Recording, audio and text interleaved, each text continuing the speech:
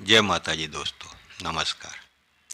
दोस्तों, आज ये मेरे चैनल से मेरी पहली कहानी है।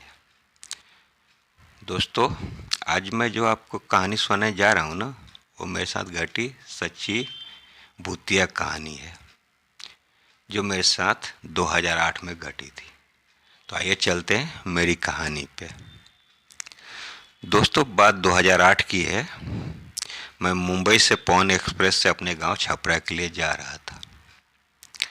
जो ट्रेन 8:30 से 8:45 तक पहुंच जानी चाहिए थी, वो लेट होने के कारण 11:15 के आसपास छपरा जंक्शन स्टेशन पे पहुंची।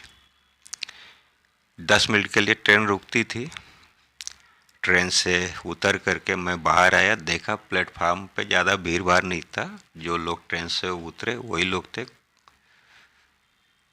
मैं प्लेटफार्म से निकल के बाहर आया। बाहर आ करके स्टैंड पे बहुत ऑटो वालों से, गाड़ी वालों से बात किया। कोई कोई मुझे बनियापुर या दाढ़ी बाड़ी छोड़ दो, लेकिन उस टाइम में कोई भी सवारी जाने के लिए तैयार नहीं हो रही थी। एक ऑटो वाले को मैं रिक्वेस्ट करके तैयार किया। ऑटो वाले ने मुझसे डबल भाड़ा मांगा। उस समय जो 600-700 होना चाहिए था, उसने मुझसे 1200 रुपया मांगे थे और मैं तैयार हो गया। और वो ऑटो वाला मुझे मेरे गांव छोड़ने के लिए तैयार हो गया। ऑटो में बैठ के मैं अपने गांव की ओर चल दिया। गांव के पास पहुंचे, एक नदी पड़ती थी। नदी के पास शमशान था और शमशान के पास ही ऑटो खराब हो गया। ऑटो वाले ने बहुत कोशिश किया स्टार्ट करने की, लेकिन ऑटो स्टार्ट नहीं हुई। फिर ऑटो वाले ने मुझे बोला कि काफ़ी टाइम हो गया है और ऑटो स्टार्ट नहीं हो रही, आपका गांव तो पास में ही है, आप अपने गांव की ओर चले जाओ, मैं अपना ऑटो ठीक करके लौट जाऊंगा। मुझे भी लगा कि ये ठीक ही बोल रहा है। मैंने उसको उसका भाड़ा दिया और पैदल ही अपने गांव की ओर चल दिया। ब्रिज के पास ही पहुंचा था जहां से शमशान चालू होता था। मुझे एक आदमी सफ़ेद धोती कुर्ता में मेरे आगे आगे चलता हुआ दिखा। मुझे लगा कि इस आदमी को मैं कहीं देखा है, पहचानता हूँ। थोड़ा स्पीड मैंने अपना बढ़ाया और उस आदमी के बराबर में जाकर उस आदमी को देखा। उस आदमी ने मुझे देखा। मैं उस आदमी को पहचान गया, लेकिन थोड़ा कंफ्यूज था कि ये वही आदमी है या कोई और है। और रात का टाइम होने के कारण मैंने उससे बात करना उचित नहीं समझा। उसने भी मुझसे बात नहीं किया और दोनों चलने लगे। मेरे पास लगेज था, इस वजह से थोड़ा मैं थकाव महसूस कर रहा था। जनवरी का महीना होने के बावजूद सामान और पैदल चलने के कारण मेरे शरीर में पूरी गर्मी महसूस हो रही थी। और वो आदमी लगभग 10 कदम मुझसे आगे था और मैं उससे 10 कदम पीछे हो गया। और अचानक वो आदमी बोलने लगा, जय माँ दुर्गा भेजो पराठा मुर्गा, जय माँ भगवती भेजो भात सगौती।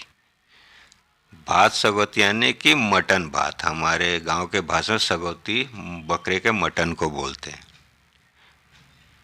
और वो कंटिन्यू ऐसा ही बोलता जा रहा था, जय माँ दुर्गा भेजो पराठा मुर्गा, जय माँ भगवती भेजो भात सगौती।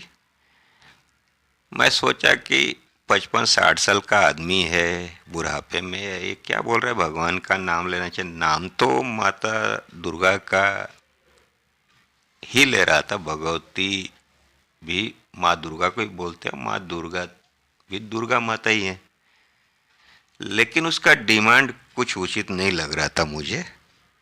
तामसी भोजन की मांग कर रहा था। लेकिन मैंने सोचा चलो इसकी मर्जी, क्या बोल रहा है, मुझे क्या करना है। उसने भी मुझे देखा, मैंने भी उसको देखा। ना उसने मुझसे बात करना जरूरी समझा, ना मैंने उससे बात करना जरूरी समझा। मैं थोड़ा कंफ्यूज लग रहा था कि ये वही आदमी है, कोई और है, बात करना चाहिए नहीं करना चाहिए। रात का टाइम था, लगभग 1:15 बज रहा था, और मैं चलते हुए अपने गांव की ओर आने लगा। वो भी आ रहा था। हमारे गांव का जो सिवान चालू होता है, सिवान बोलते हैं जहाँ से गांव चालू हो जाता है, वहाँ पे एक माता का मंदिर है। माता के मंदिर से लगभग थोड़ी दूरी पे वो इंसान रुक गया रोड के साइड में। मुझे लगा कि वो लघु शंका के लिए रुका होगा, और मैं उस बात पे ज़्यादा ध्यान नहीं दिया और मैं आगे बढ़ गया।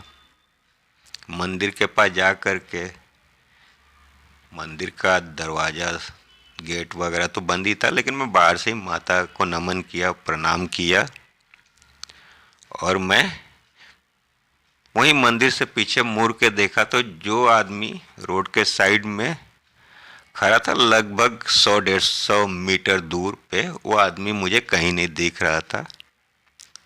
जनवरी का महीना था, ठंडी का मौसम था, लेकिन चांदनी रात थी, तो सब कुछ क्लियर दिख रहा था। मैंने सोचा होगा कहीं खेतों में उतर गया होगा, और मैंने उस बात पे ध्यान नहीं दिया क्योंकि मुझे अपने घर पहुंचने की जल्दी थी, और मैं अपने घर की ओर चल दिया। लगभग माता की मंदिर से 10-12 मिनट की दूरी पे मेरा घर था। मैं अपने घर पहुंचा और दरवाज़ा नॉक किया तो मेरे पिताजी ने दरवाज़ा खोला। मेरी माँ उठ गई, मेरे भाई बहन सब उठ गए। सब लोग मुझे अचानक देख करके चौंक गए कि अरे ये तुम आने वाले थे तो हमें मालूम था, लेकिन इतनी रात को आओगे हमको मालूम नहीं था। मैंने बोला कि मैं ट्रेन लेट होने के कारण देर हो गया। मैं चाहता तो छपरा में ही रुक सकता था, लेकिन मैं सोचा कि घर पहुंचना चाहिए, और मैं घर आ गया। तो मेरी माँ ने बोला कैसे आए, तो मैं बोला छपरा से एक ऑटो वाले को बात किया और पटा करके लाया। लेकिन ऑटो वाला, जो पुल है, पुल के पास ऑटो खराब हो गया और वहाँ पे मुझे छोड़ दिया, और वहाँ से मैं पैदल चल के आया, इसीलिए इतना देर हो गया चल के आने में। लेकिन मेरी माँ ने बोला कि इतनी रात को तुम आए, तुम्हें डर और नहीं लगा? नहीं, डर तो नहीं लगा। ऑटो वाले को छोड़ कर के पुल से पहले ऑटो खराब हो गया था। ऑटो वाले ने बोला कि ऑटो स्टार्ट नहीं हो रहा, आपका गांव तो पास में ही, आप गांव चले जाओ। मैं ऑटो वाले को छोड़ करके अपने गांव की ओर आने लगा तो मुझे रास्ते में असरफी शाह मिले। असरफी शाह को मैं भी जानता था, मेरी माँ, मेरे घर वाले सब जानते थे, गांव के ही आदमी थे, और उनका राशन का दुकान था। लेकिन जब ये मैं बात बोला कि असरफी शाह मिले थे, तो मेरे माता पिता दोनों चौंक गए। बोले क्या बात कर रहे हो, असरफी शाह में थे? मैं बोला हाँ पक्का वही थे। मैं बोला बिल्कुल, लेकिन आप लोग इतना चौंक क्यों रहे हो? तो मेरे पिताजी ने बोला कि 6-7 महीना हुआ, असरफी शाह तो मर गया है, तो तुमको कैसे मिल गया? जब भी मैं ये बात सुना दोस्तों, तो डर तो मुझे भी लगा, लेकिन मैं घर पहुंच गया तो मैं क्या बात कर रहे हैं, लेकिन मैंने असरफी शाह को ही देखा। तो क्या तुम्हारे साथ घर तक, कहाँ तक आए थे? मैं बोला नहीं, घर तक तो नहीं आए, वो मंदिर से पहले कहीं रुक गए। मुझे लगा कि वो पेशाब वसाब करने के लिए रुके होंगे। माता रानी के मंदिर के पास में आया और माता रानी को नमस्ते किया, और फिर पीछे मुड़ के देखा तो वो नहीं थे, और मैं आगे अपने घर की तरफ आ गया। ये बात सुनने के बाद मेरे पिताजी ने बोला देखो कुछ भी हो जाए, रात बिरात को कभी भी मत आया करो ऐसे। वो असरपी शाह नहीं थे, वो कोई भूत प्रेत ही था। कहीं हमारे कर्म अच्छे होंगे जो तुमको कुछ हुआ नहीं, और माता रानी की कृपा थी, माता रानी तुमको बचा लिया, है ना। लेकिन कभी भी आओ तो ऐसे रात बिरात को मत आया करो, रात को ही रुक जाया करो, सुबह 4 बजे के बाद निकला करो। 4 बजे के बाद कोई डर नहीं होता कहीं पे भी। ऑटो भी देखो वहीं पे खराब हुआ, ऑटो छोड़ कर के तुम आगे आए तो तुमको जो भी भूत प्रेत जो भी मिल गया, लेकिन माता रानी की कृपा थी जो तुमको कुछ नहीं हुआ, और माँ ने माता रानी का धन्यवाद किया।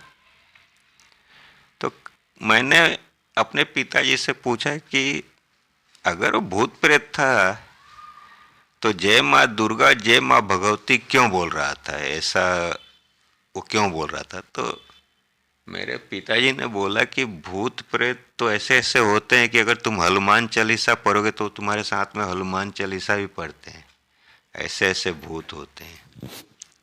और उस दिन मुझे पता चला कि ऐसा होता है।